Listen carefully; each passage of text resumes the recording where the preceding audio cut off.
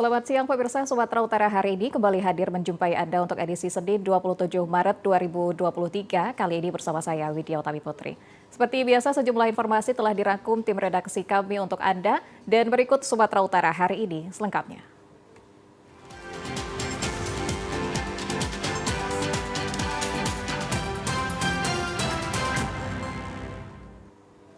Pemirsa, aksi geng motor di malam hari meneror warga saat menjelang sahur di Kelurahan Titipapan, Kecamatan Medan Deli, Kota Medan. Pada rekaman CCTV terlihat dua pemuda pengendara sepeda motor tiba-tiba diserang sekelompok geng motor dengan menggunakan celurit hingga mengalami luka-luka di tubuhnya. Aksi geng motor tersebut terekam kamera CCTV di salah satu toko. Terlihat belasan geng motor menyerang pengendara motor lain yang melintas di kawasan Jalan Platina Raya, Kelurahan Titipapan, Kecamatan Medan Deli. Salah seorang warga, Arif, saat membonceng temannya Rizky sekitar pukul 2 dini hari, melintas di Jalan Platina Raya Medan Deli dicegat sekelompok geng motor, menyerang keduanya dengan celurit hingga mengalami luka-luka sabetan di bokong dan lengan kanan korban. Sementara itu, korban lain, Rizky, terjatuh ke dalam selokan hingga mengalami luka di punggung tangan dan pinggang sebelah kiri. Arif mengatakan selain mereka, dua orang pengendara lainnya yang melintas juga diserang secara brutal oleh geng motor tersebut. Meski tidak merampas barang-barang berharga, namun aksi brutal geng motor di malam hari meresahkan warga. Nanti kan pulang dari bisa ngelak lagi, rame puluhan orang. Kebelasan kereta lah, keperogok kami di situ nggak bisa ngelak. Bang, saat itu kalian jalan berdua aja atau ada pengendara lain, Bang? Ada pengendara lain, tiga kendaraan ya di depan. Tiga-tiganya juga jadi apa mereka? Iya, tiga kendaraan di depan, kami di belakang. Nah, mungkin sangkuran itu kawanan juga ya. Ada barang yang diambil, Bang? Itu nggak ada. Memasuki sepekan bulan Ramadan, harga cabai merah turun drastis. Kondisi ini menyebabkan para petani di Desa Perkebunan Milano, Kecamatan Marbo, Kabupaten Labuhan Batu Utara menjadi resah karena tidak sesuai dengan biaya perawatan yang cukup tinggi. Sebelum memasuki bulan Ramadan, harga cabai merah sebesar Rp30.000 per kilogram. Saat ini turun menjadi Rp20.000 per kilogramnya. Kondisi ini menyebabkan petani cabai menjadi resah karena tingginya biaya penanaman dan perawatan pohon cabai hingga panen tiba. Tidak sesuai dengan harga jual di pasar saat ini, menyebabkan para petani terancam rugi. Salah seorang petani cabai merah, Suratno, mengatakan harga cabai merah di bulan Ramadan ini semakin turun, tidak sebanding dengan harga pupuk dan harga jual. Dalam sepekan ini, harga cabai terus mengalami penurunan hingga sebesar Rp10.000. Kondisi ini berbeda dengan tahun yang lalu. Sementara untuk pemasaran hanya di Kecamatan Marbo dan sebagian dijual secara online. Sementara penampung saat ini menolak membeli hasil panen mereka. Bagaimana harga cabai di bulan Ramadan ini, Bang? Di dalam menjelang bulan puasa Ramadan ini harga cabai semakin melonjak turun. Yang biasanya nolak sebelum puasa kita masih 30, ini sudah menjadi 20. Jadi nggak ada penyesuaian harga pupuk sama untuk penjualan hasil taninya gitu, Pak. Udah berapa lama, Bang, keturunan harga ini, Bang?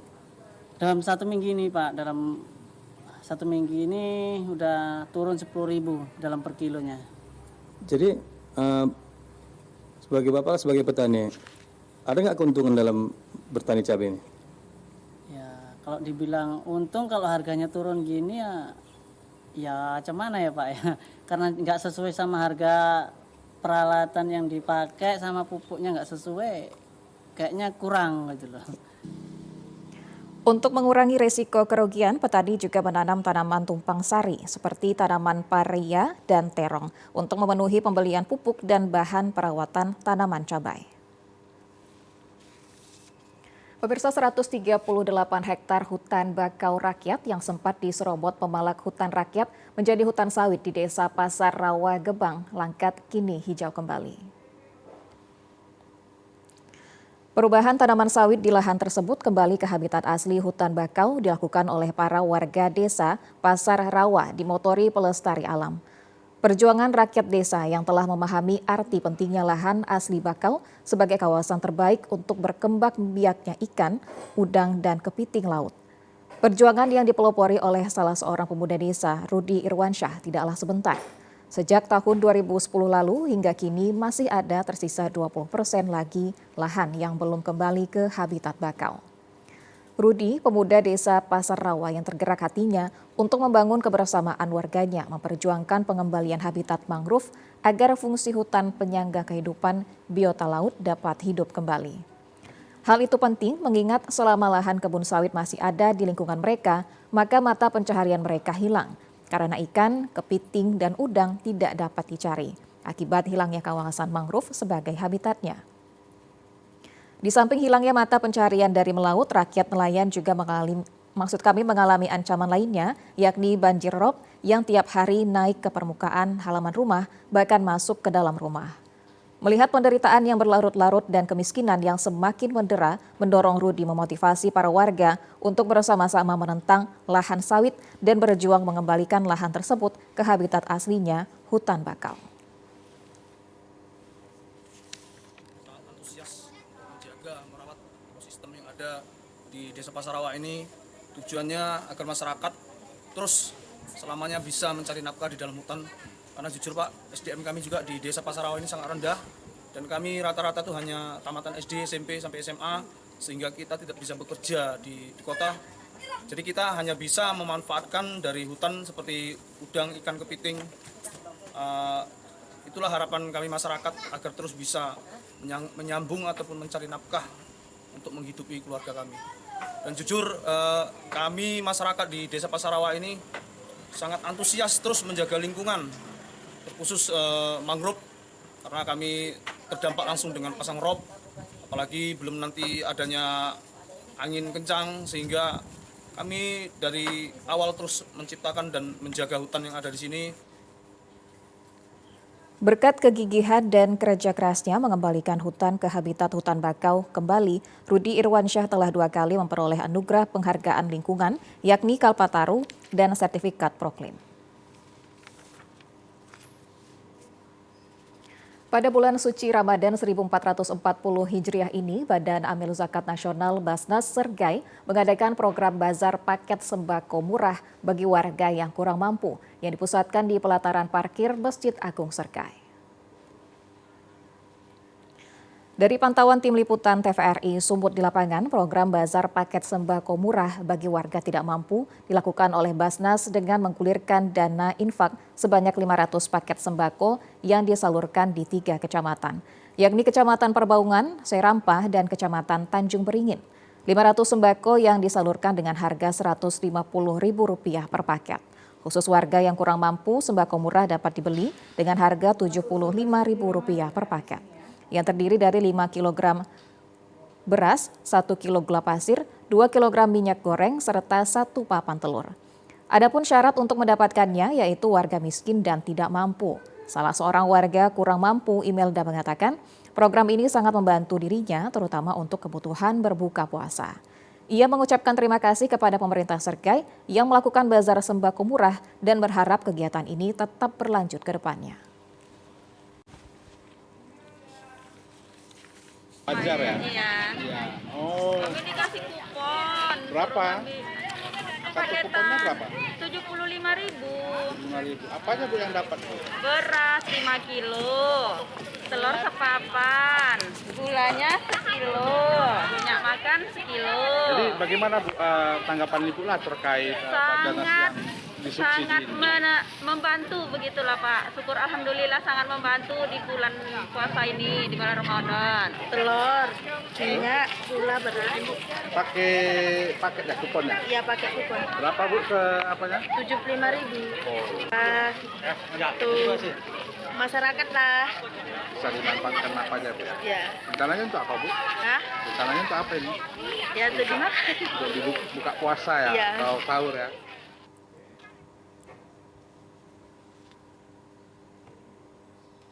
Ya pemirsa, berikut kita saksikan segmen Serba-Serbi Ramadan.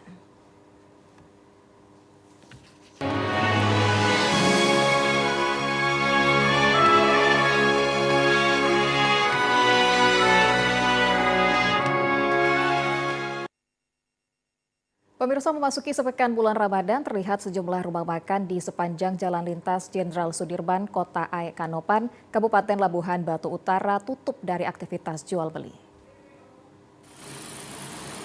Beginilah suasana Kota Aek Kanopan di siang hari pada saat bulan Ramadan, terlihat tutup dari aktivitas jual beli. Dan juga pedagang aneka makanan ringan pada hari biasa buka dan mangkal di pinggir jalan, terlihat mulai pagi hingga siang hari, steling ditutup dengan terpal. Namun masih terlihat sejumlah rumah makan melakukan aktivitasnya. Para pedagang menutup dagangannya dengan tenda untuk menghormati umat Islam yang sedang menjalankan aktivitas ibadah puasa. Salah seorang pemilik rumah makan yang berdampingan dengan salah satu puskesmas di Aek Kanopan, Ratna Dewi mengatakan, karena tidak adanya penghasilan yang lainnya dan untuk memenuhi kebutuhan keluarga, dirinya tetap berjualan di saat puasa meskipun sepi pembeli. Cuma satu-satunya usaha, lagi pun melayani orang-orang yang non-muslim, perawat yang jaga yang non-muslim. Bagaimana kondisi yang membeli dibandingkan hari biasa? Berkurang, jauh berkurang. Berkurang ya. Jadi kalau umpamanya tutup gimana? Ya nggak ada lagi pemasukan kami, usaha kami cari makan kami nggak ada lagi, cuma ini satu-satunya. Meskipun pemilik dan pekerja rumah makan mayoritas muslim dan buka di siang hari, namun mereka masih tetap taat menjalankan ibadah puasa.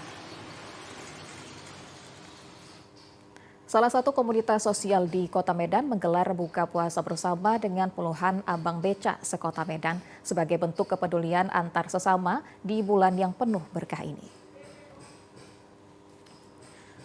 Salah satu komunitas sosial di Kota Medan menggelar buka puasa bersama dengan puluhan abang becak sekota Medan.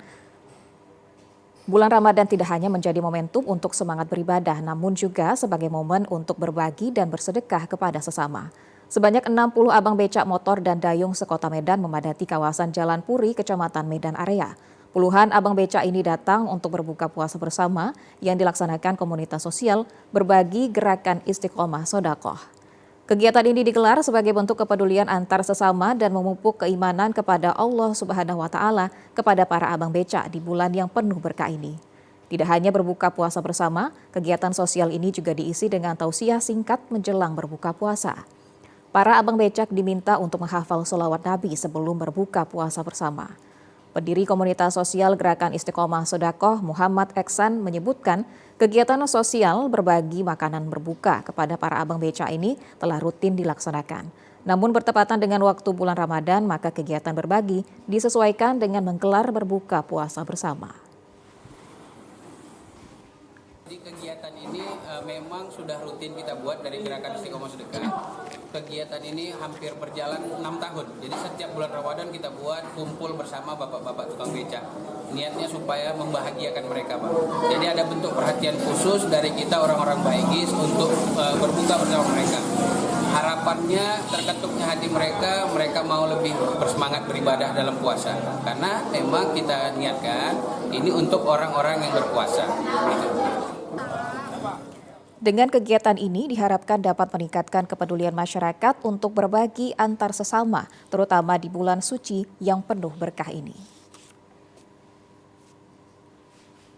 Pemirsa, bulan suci Ramadan 1444 Hijriah dimanfaatkan umat Islam untuk berbuat kebaikan. Seperti yang dilaksanakan remaja Masjid Al-Hidayah, Dusun 5, Desa Dalu Peruluh B, Kecamatan Tanjung Murawa, Kabupaten Deli Serdang. Mereka berkeliling dusun untuk membangunkan warga sahur. Kegiatan positif yang dilakukan remaja masjid tersebut di bulan Ramadan untuk membangunkan warga sahur. Dengan kegiatan ini, masyarakat banyak yang terbantu sehingga tidak akan terlambat bangun sahur melaksanakan ibadah puasa. Mereka mulai berkeliling sekitar pukul 3 dini hari dengan membawa obor serta peralatan sederhana yang dapat menghasilkan bunyi berirama. Warga Dusun 5 sangat mendukung kegiatan tersebut karena selain membantu membangunkan sahur juga meningkatkan kekompakan remaja Masjid Al-Hidayah.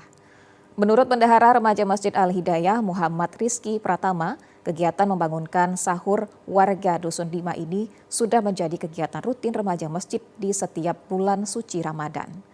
Kegiatan membangunkan sahur ini mendapat sambutan baik dari warga Dusun 5. Untuk saat ini, remaja masjid hanya membangunkan sahur warga Dusun 5 dan berjumlah 25 anggota remaja masjid. Kelompok remaja Masjid Al-Hidayah yang pada tiap tahunnya melaksanakan pembangunan atau membanguni sahur di Dusun 5, Dusun 10B. Alat-alat yang kami gunakan, alat-alat sederhana seperti tong, beduk, obor, seng bekas.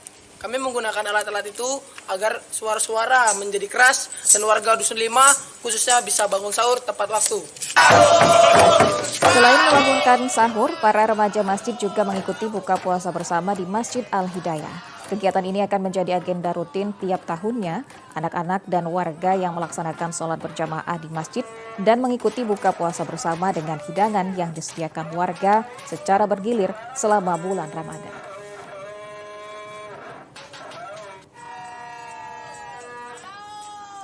Di awal Ramadan 1444 Hijriah, para pedagang berbagai jenis jajanan kuliner tradisional memenuhi sepanjang jalan provinsi Desa Pekan Sialang, Buah, Kecamatan Teluk Mengkudu, Kabupaten Serdang Bedagai.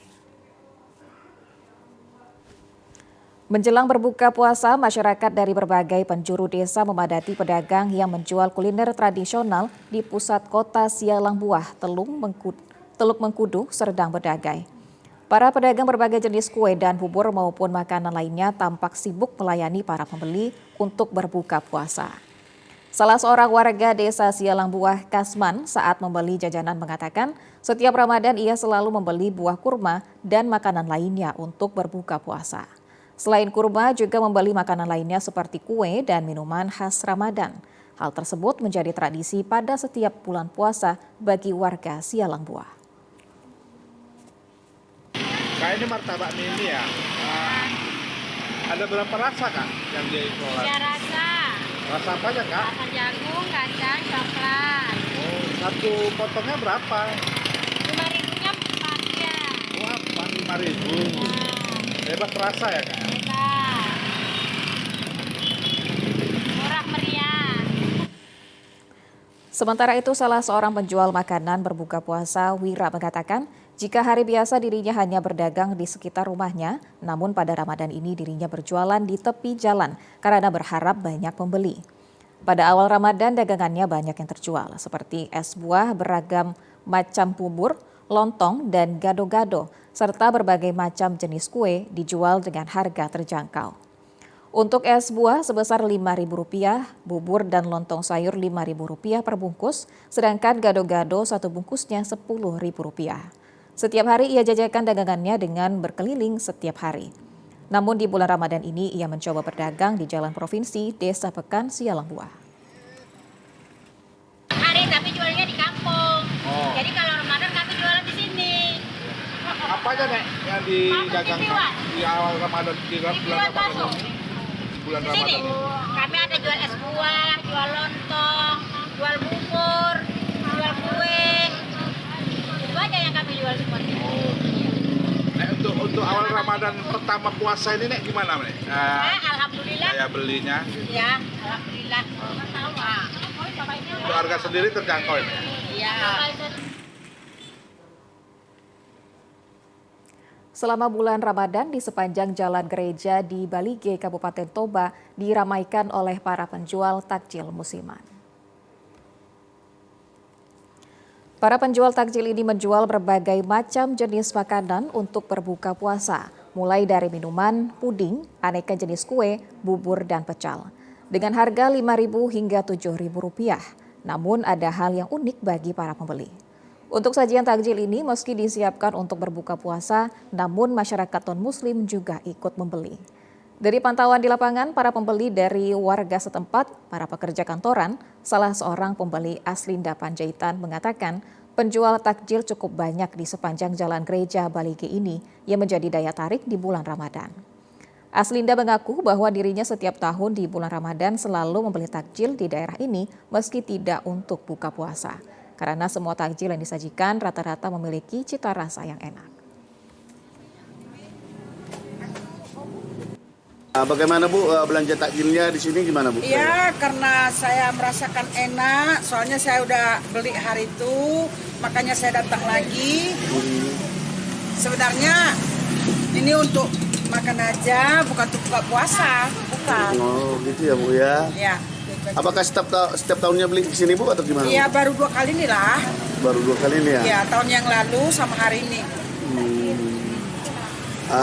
Bagaimana Bu kira-kira harga di sini gimana Bu kira-kira? Ya normal, nggak terlalu mahal, itu hal wajar.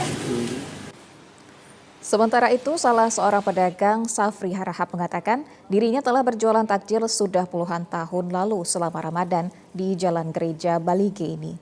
Safri juga menambahkan bulan Ramadan selalu dinantikan oleh para penjual takjil yang ada di sekitar Jalan Gereja Balige karena kesempatan untuk dapat menjual takjil dan selalu diburu warga, baik untuk berbuka puasa maupun warga setempat yang ikut membeli. Safri menjelaskan dalam satu hari jika cuaca cerah, mereka mendapatkan omset penjualan hingga 2 juta rupiah. Namun jika cuaca hujan, maka mereka hanya memperoleh omset 1,5 juta rupiah. Kalau di bulan Ramadan ini biasanya tiap tahun ya begini adanya lancar lah kita berjualan ini. Syukur alhamdulillah adalah orang yang membeli itu. Bagaimana antusias para pembeli masyarakat gimana Pak untuk saat ini? Untuk saat ini antusias masyarakat ya untuk pembelinya ya baik-baik, ramah-ramah gitu. Ya banyak lah gitu untuk pembelinya. Apakah selain kaum kita Muslim atau yang lain banyak yang beli atau gimana? Ada, bukan untuk kita kaum Muslim aja ada. Istilahnya di agama lain pun ada juga beli. Ada juga ya dari masyarakat yang lain pun ada juga Pak ya. Ini nggak monoton dari Muslimnya dua Pak ya gitu? Tidak. Tidak hanya Muslim aja ya semua agama kan ini boleh. Pada minggu pertama bulan suci Ramadan, sejumlah toko pakaian di Mandailing Natal masih sepi pembeli. Menurutnya, daya beli masyarakat diduga akibat ekonomi belum normal pasca pandemi COVID-19. Hari Raya Idul Fitri identik dengan pakaian baru, namun di minggu pertama bulan suci Ramadan 1444 Hijriah, animo masyarakat untuk membeli baju lebaran ke pasar tradisional di Mandailing Natal masih terlihat sepi pembeli.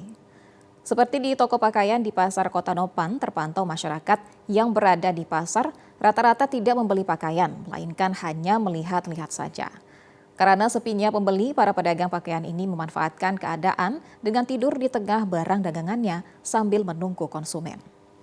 Sejumlah pedagang di Pasar Kota Nopan ini mengaku pada minggu pertama bulan Ramadan, aktivitas jual beli masih sepi jika dibandingkan dengan tahun lalu. Biasanya para pedagang bisa mendapatkan penghasilan 2 hingga 3 juta setiap harinya. Saat ini pedagang hanya mendapatkan 1 juta rupiah. Hari ini masih sunyi deh. Ya bisa jadi karena faktor ekonomi gitu. Kemudian lebaran masih lama deh. Diperkirakan ke kapan puncaknya ini Bu? Ini puncaknya kira-kira seminggu lagi lah sebelum lebaran. Nah untuk saat ini di minggu pertama puasa pembeli masih sepi. Nah mungkin dikarenakan lebaran masih lama. Yang di rantau belum banyak yang datang untuk membeli. Nah biasanya pembeli yang banyak datang ke pasar ini itu yang banyak dari rantau, membawa keluarga-keluarga yang dari kampung. Sepinya para pembeli pada tahun ini karena perekonomian masyarakat masih belum stabil. Pemirsa, informasi menarik lainnya akan kembali kami hadirkan usai jeda berikut. Tetaplah bersama kami di Sumatera Utara hari ini.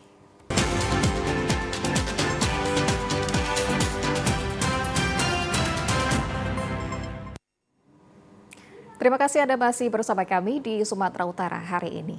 Pemirsa, bulan Ramadan bulan penuh keberkahan yang tentunya banyak dimanfaatkan orang untuk meningkatkan keimanan dan ketakwaan kepada Allah Subhanahu wa Ta'ala, serta tentunya juga berdampak pada perekonomian di tengah masyarakat.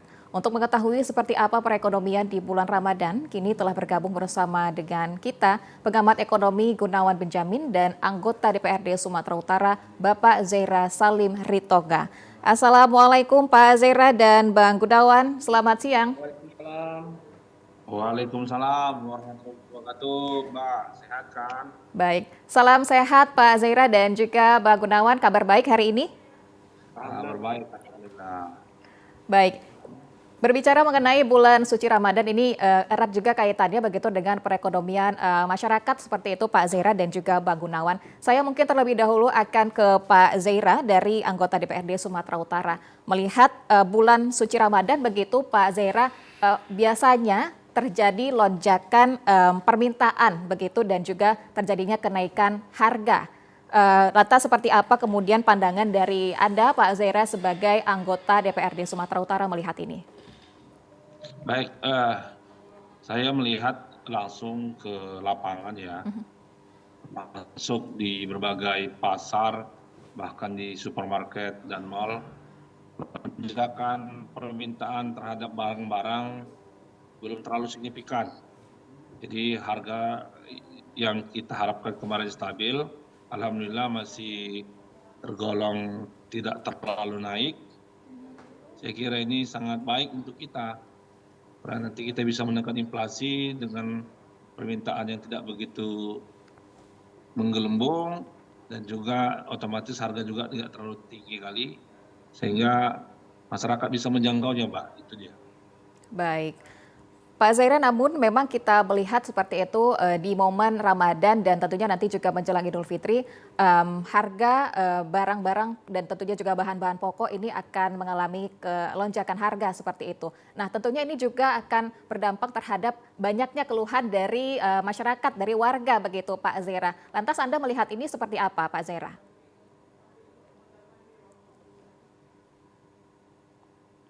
Pak Zaira?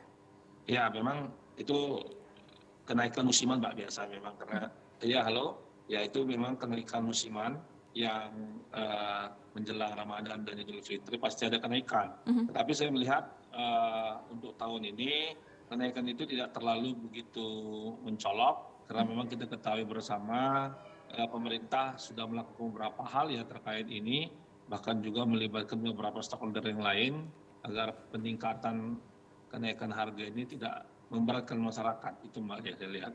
Oke, untuk tahun ini sebenarnya kenaikan ataupun lonjakan harga masih bisa kita katakan masih tergolong stabil begitu ya Pak Zaira.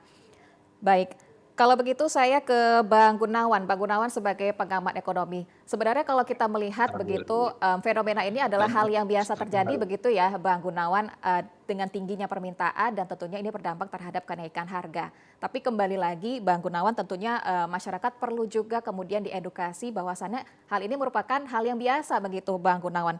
Dan seperti yang disampaikan Pak Zaira tadi, kenaikan harga pada bulan Ramadan dan nantinya menjelang Idul Fitri kita perhatikan saat ini sebenarnya masih dalam kondisi yang stabil. Anda melihatnya seperti apa Bang Gunawan? Iya, jadi memang pada dasarnya itu yang perlu kita perhatikan adalah inflasi itu sudah naik sejak tahun 2022, khususnya dari pertengahan hingga tutup tahun ya. Kalau kita bandingkan harga sejumlah kebutuhan pokok masyarakat di awal Januari di 2023 hingga hari ini, memang harganya itu relatif stabil. Tidak mengalami gejolak kecuali kemarin itu ada kenaikan sedikit pada harga beras. Tapi memang kalau kita lihat dari beberapa komoditas pangan, membandingkan ya antara awal Ramadan dengan harga di sepekan atau 2 pekan sebelum Ramadan, ini memang terjadi lonjakan sedikit pada komoditas daging sapi. Dari 125 ke 135.000 itu melompat sampai 150 hingga 170.000 rupiah per kilogramnya. Dan ada lompatan juga sedikit pada daging ayam yang sebesar 1.000 rupiah per kilogram. Tetapi kalau kita bicara di awal Ramadan, harga komoditas pangan lainnya seperti cabai merah itu sempat turun bahkan. Turunnya itu cukup signifikan dari 34 ribuan anjlok ke 17 ribuan rupiah per kilogram. Tapi sekarang ini sudah kembali lagi di kisaran angka 28 hingga 35 ribu rupiah per kilogramnya. Artinya memang kenaikan ini sih tidak begitu terasa ya. Artinya memang kita masyarakat tidak perlu mengkhawatirkan terkait dengan gejolak harga di awal Ramadan tahun 2003 ini. Tetapi memang yang perlu diwaspadai adalah penurunan daya beli. Karena memang kondisi ekonomi masyarakat itu yang sudah tertekan dengan tingginya harga kebutuhan pokok, dengan tingginya inflasi yang di sumut itu mencapai 6% lebih ya, 6,2% selama tahun 2022, itu telah menggerus daya beli masyarakat. Makanya tadi ada penurunan penjualan dari sisi sandang ya, yang turun sekitar 60% bahkan kalau saya hitung. Nah di lapangan saya juga menemukan adanya kenaikan penjualan di hari pertama yang cukup signifikan, tetapi di hari kedua dan ketiganya turunnya juga cukup dalam. Bahkan kalau kita lihat omsetnya itu ya dari hasil evaluasi kita di lapangan selama 4 hari terakhir itu ternyata tim kita menemukan bahwasanya pada saat di awal Ramadan terjadi peningkatan penjualan hingga 50 sampai 100%. Artinya hampir 2 kali lipat. Tapi setelah itu omset anjlok. Kalau yang kita lihat dari beberapa pedagang-pedagang kaki lima itu anjloknya sampai 50% kan. Ada yang seperti itu di Ramadan hari ketiga dan keempat dibandingkan dengan Ramadan hari pertama. Jadi sebenarnya kita melihat ada substitusi ya, konsumsi masyarakat yang melemah ini lebih cenderung dihabiskan ke bahan makanan pokok ketimbang dibandingkan pengeluaran masyarakat untuk bahan-bahan kebutuhan lainnya seperti sandang, pakaian, atau mungkin sepatu. Namun bukan berarti kita menyimpulkan di awal bahwasanya daya belinya akan sudah tergambar gitu ya. Tetapi karena memang di tanggal 25 itu kan sebagian perusahaan sudah gajian, tetapi nanti di tanggal 31 dan tanggal 1 di akhir bulan dan awal bulan ini kan ada momentum gajian besar ya bagi masyarakat di wilayah Sumatera Utara. Nah, akan kita evaluasi lagi bagaimana penjualan masyarakat khususnya pedagang kaki lima dan penjualan eceran di beberapa sentra penjualan bahan-bahan pakaian itu sendiri. Nah, baru nanti setelah itu kita mau prediksikan bagaimana sih potensi penjualan atau mungkin daya beli masyarakat selama Ramadan hingga Idul Fitri nantinya. Tetapi secara keseluruhan saya melihat ada potensi penurunan daya beli dibandingkan dengan tahun 2022. Gitu sih. Baik, seperti itu. Terkait dengan Ramadan begitu ya Bang Gunawan, sebenarnya kalau Anda sendiri melihat seberapa besar kemudian pengaruh dari Ramadan dan tentunya Idul Fitri tahun ini dapat mendorong peningkatan perekonomian kita begitu Bang Gunawan? Ya, konsumsi pada dasarnya kalau kita lihat kemarin kan indeks kepercayaan konsumen di awal tahun 2023 saya udah menghitung bahwasanya kita mengalami penurunan. Artinya kepercayaan konsumen terhadap untuk belanja masyarakat itu turun. Nah, ini yang perlu diwaspadai. Nah, tetapi kalau kita lihat membandingkan geliat ekonomi di selama Ramadan hingga dibandingkan dengan hari-hari normal, katakan kita bandingkan dengan Februari atau Januari, memang menggeliat banget gitu loh. Ada geliat ekonomi yang mengalami peningkatan yang cukup signifikan.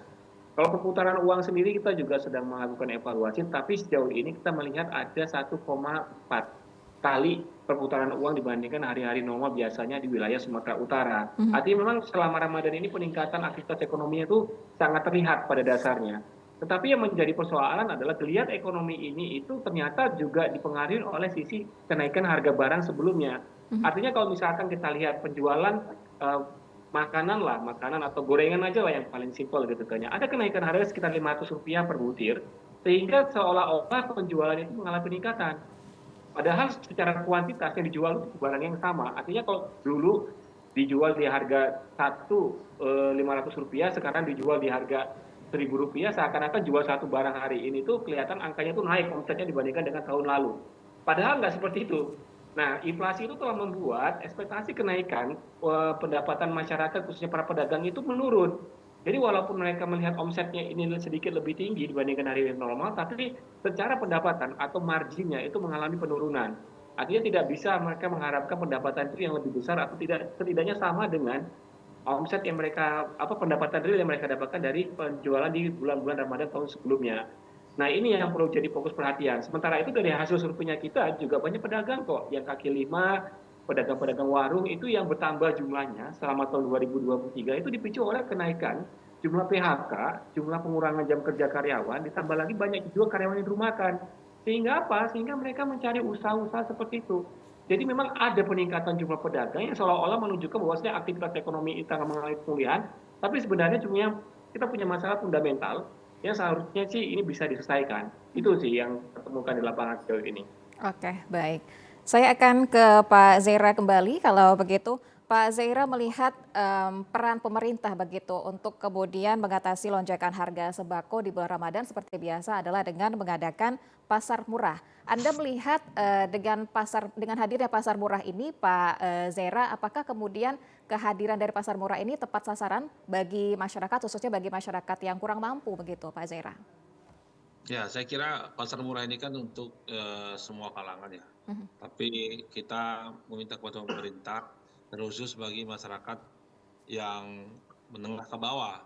Karena memang keterbatasan operasi pasar kadang-kadang ini kita melihat di lapangan ketidak tepat sasaran itu yang menjadi kadang membuat masyarakat itu banyak merasa tidak mendapatkan sesuai dengan keinginannya. Namun operasi pasar ini sangat bermanfaat untuk menekan laju kenaikan harga apabila dilakukan pada lini-lini sektor-sektor di kalangan masyarakat tertentu ya, yang menengah ke bawah tadi. Tapi kalau hal ini terus dilakukan, saya kira ini sangat efektif sehingga masyarakat nanti yang ingin mendapatkan bahan pokok itu tidak lagi mengeluarkan duit yang sangat besar. Oke, Karena baik. memang Fitri dan Hari Raya ini mereka juga berharap bisa mendapatkan untuk belanja-belanja lain seperti itu kebutuhan pakaian untuk menyambut Idul Fitri. Saya kira itu, Mbak. Baik, kalau dari pandangan Anda Pak Zaira sebagai anggota DPRD Sumatera Utara begitu, apakah dengan jurus kemudian mengadakan pasar murah begitu yang setiap tahunnya dilakukan begitu oleh pemerintah, apakah jurus ini efektif atau menurut Anda adakah kemudian hal-hal ataupun jurus yang lebih ampuh begitu untuk bisa menekan ataupun mengatasi lonjakan harga khususnya harga sembako ini, Pak Zaira? Ya, selain operasi pasar, bukan hanya pada pemerintah ya, kita minta kepada seluruh stakeholder terkait juga mengenai pemerintah pusat, provinsi, kabupaten, bahkan juga perusahaan-perusahaan BUMN untuk melakukan operasi pasar ke berbagai daerah. Namun juga perlu kita minta kepada pemerintah agar alur barang itu juga harus lancar dari pihak produsen ke konsumen dan juga dilakukannya operasi-operasi adanya mungkin disinyalir tindakan-tindakan orang-orang oknum yang tidak bertanggung jawab untuk melakukan penimbunan. Ini juga akan berpengaruh terhadap kelancaran atau peningkatan harga di pasar. Jadi saya kira pemerintah bukan hanya operasi pasar, namun bagaimana untuk meyakinkan bahwasannya stok yang ada di pasar itu juga dapat terjamin dengan melakukan operasi kepada pengusaha-pengusaha yang nakal. Saya kira itu, Mbak. Baik. Bang Gunawan melihat kehadiran pasar murah begitu ya di setiap bulan Ramadan. Ini kita tanyakan juga ke Bang Gunawan. Apakah menurut pandangan Bang Gunawan hal ini efektif untuk menekan lonjakan ataupun kenaikan harga sembako? Kalau dari pandangan pengamat ekonomi, apakah ada jurus lain begitu yang dirasa lebih ampuh untuk bisa menekan kenaikan harga sembako kita begitu, Bang Gunawan? Iya, kalau pasar murah ini sasarannya adalah masyarakat ekonomi menengah ke bawah. Saya pikir sih nanti masyarakat ekonomi menengah ke bawah ini kan mendapatkan itu ya harga-harga di bawah harga-harga normal yang dijajakan di pasar tradisional. Kalau ini dilakukan, secara otomatis nanti masyarakat miskin tidak melakukan pembelian di pasar tradisional sehingga demand-nya itu tadi tidak mengalami kenaikan. Alhasil harganya itu bisa dikendalikan. Ada nggak jurus lain yang bisa kita lakukan di situ? Banyak sebenarnya. Selain pasar murah, kita juga harus bisa mengawasi ya jalur distribusi barang dan jasa di masyarakat karena memang ada pemain-pemain besar di sini ya, di Kota Medan itu atau mungkin Sumatera Utara secara keseluruhan yang bisa menggerakkan harga menurut kemauan mereka. Praktek oligarki itu masih ada di sini dan praktek oligopoli itu bentuknya juga masih ada. Beberapa komoditas pangan yang mungkin perlu mendapatkan perhatian khusus adalah minyak goreng, tepung, beras gitu ya, terus gula pasir. Ini telur ayam, daging ayam, ini sebenarnya bisa nih dilakukan pemantauan secara khusus sehingga jalur distribusinya itu memang benar-benar lancar gitu. Karena memang pada dasarnya praktek spekulasi di lapangan itu kalau kita berhadapan dengan bulan Ramadan, itu para pedagang itu sudah punya rencana seperti itu. Artinya mereka bisa aja menumpuk gitu kan, menumpuk. Katakan sekarang mereka menumpuk tepung.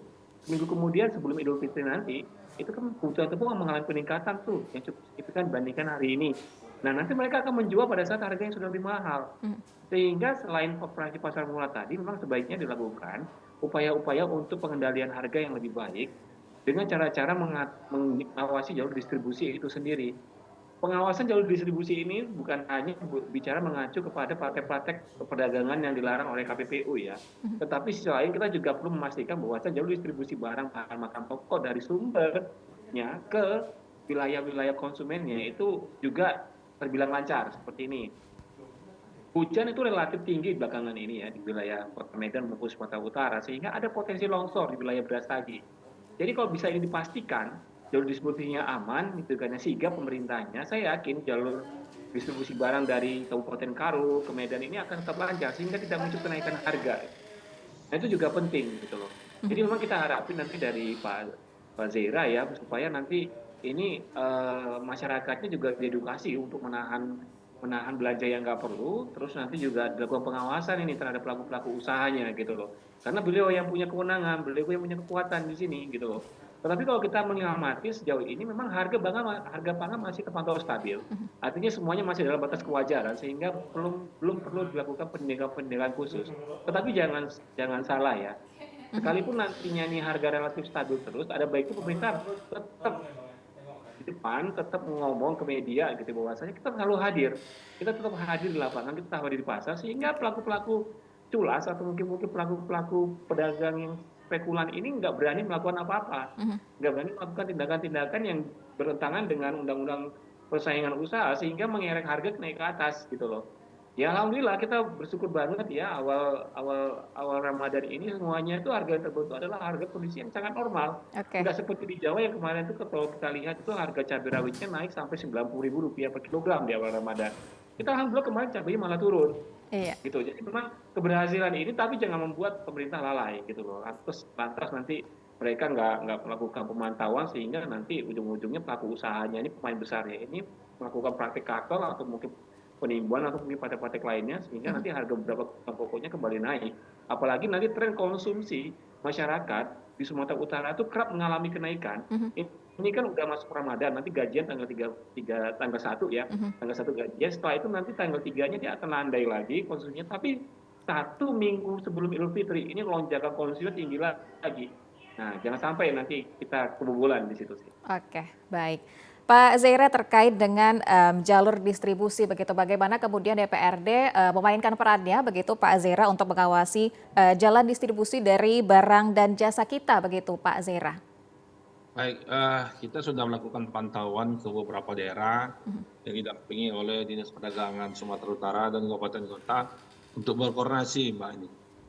Termasuk ini sentral-sentral penghasil bahan pokok seperti benar kata Pak Gunawan Berstagi, ini perlu memang pantauan khusus untuk kita untuk memastikan jalur-jalur dari bahan pokok ini sampai ke pasar-pasar untuk distribusikan kepada pihak konsumen langsung.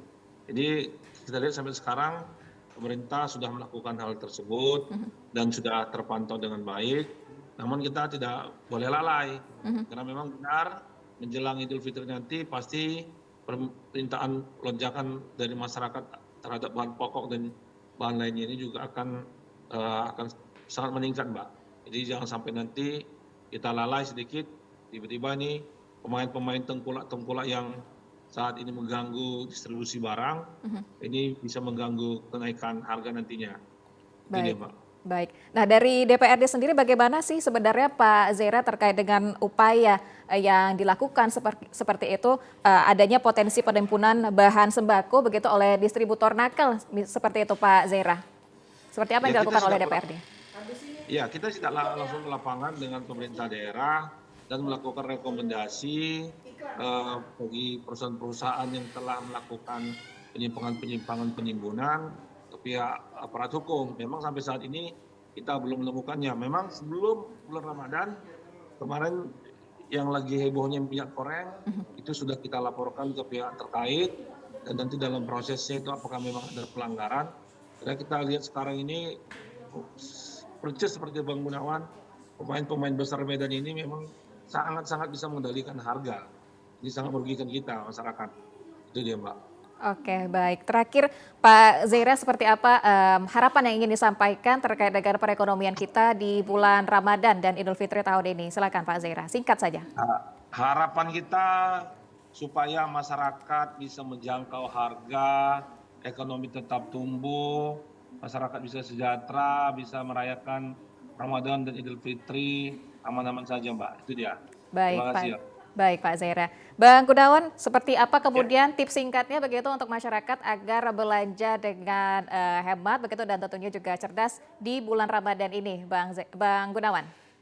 Ya, nggak perlu ya panik buying ya. Artinya memang semua stok itu tercukupi. Yang penting pemerintah bisa memastikan bahwa stok cukup tapi harga nggak dinaikkan. Itu yang penting dari sisi pemerintahnya. Sementara bagi pedagang yang mengalami fluktuasi penjualan yang naik turun omsetnya ini biasa, dikarenakan memang kita tengah berhadapan dengan turbulensi ekonomi yang nggak hanya dirasakan oleh warga Sumut, tapi secara global juga ekonomi dunia ini tengah mengalami guncangan sehingga dampaknya bisa kita rasakan di sini. Tapi semuanya tenang aja, saya yakin nanti semua kondisi ekonomi ini bisa kembali pulih seperti sedia kala. Baik. Walaupun butuh waktu lah. Baik, terima kasih Pak Zaira, anggota DPRD Sumatera Utara, dan tentunya juga Bang Gunawan, pengamat ekonomi yang sudah bergabung bersama kita pada dialog di Sumatera Utara hari ini siang. Terima kasih, selamat beraktivitas kembali Pak Zaira dan Bang Gunawan. Assalamualaikum Bang Gunawan. Assalamualaikum warahmatullahi wabarakatuh. Dan pemirsa, kami akan kembali dengan sejumlah informasi menarik lainnya, tetaplah bersama kami. Ya pemirsa, informasi tadi menjadi penutup perjumpaan kita di Sumatera Utara hari ini. Mewakili kerabat kerja yang bertugas, saya Widyotami Putri pamit undur diri dari hadapan Anda. Terima kasih, selamat siang, sampai jumpa.